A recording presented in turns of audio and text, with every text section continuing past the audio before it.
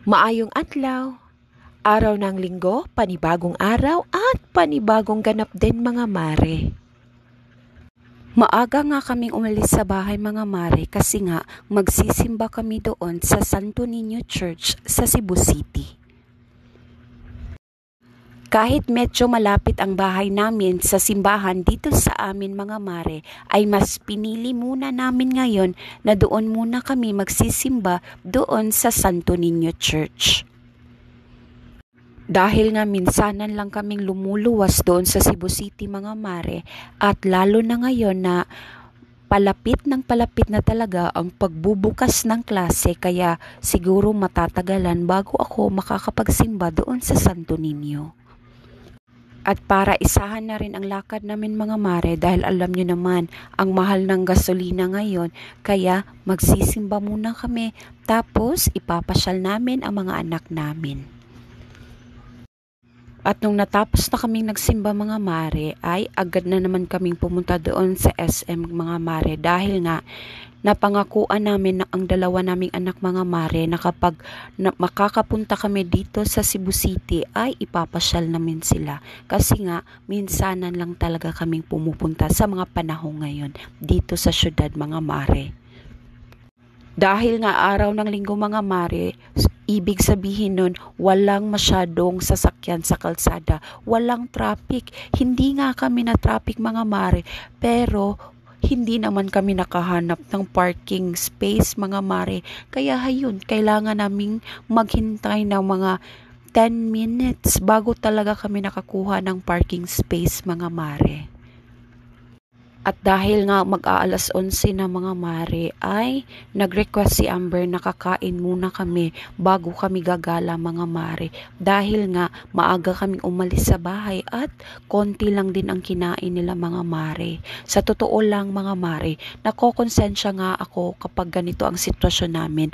Yung gigisingin ko sila ng masyadong maaga dahil nga may lakad kami. Kasi nga ang gusto ko kay Aya at Amber mga mare ay dapat kung pwede, sobra lang ang oras ng pagtulog nila dahil nga bakasyon ngayon. Kasi kapag araw na ng pasukan mga mare, ay sigurado kulang na talaga ang oras ng pagpapahinga ng mga bata mga mare.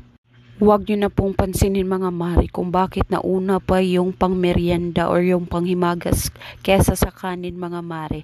Kasi nga hindi pa naluluto at pinaghintay na naman nila kami ng 15 minutes mga mare. Gutom na kami. Kaya ayun, kinain muna namin yung meryenda bago talaga yung pananghalian mga mare. Tama ba ako pananghalian? O tama ako.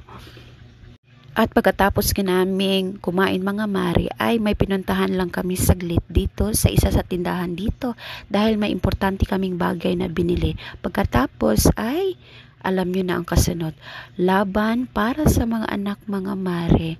Isa lang talaga ang gusto nila ngayon mga mare, ang maglaro sa lugar na ganito. Tingnan nyo naman itong anak kong si Amber mga mare.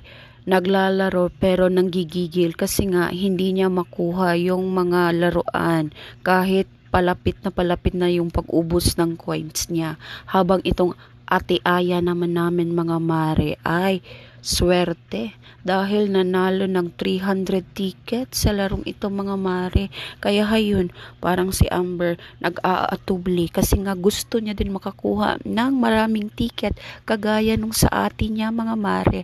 Wala yung ate lang yung na parang nagkaroon ng swerte sa araw na ito.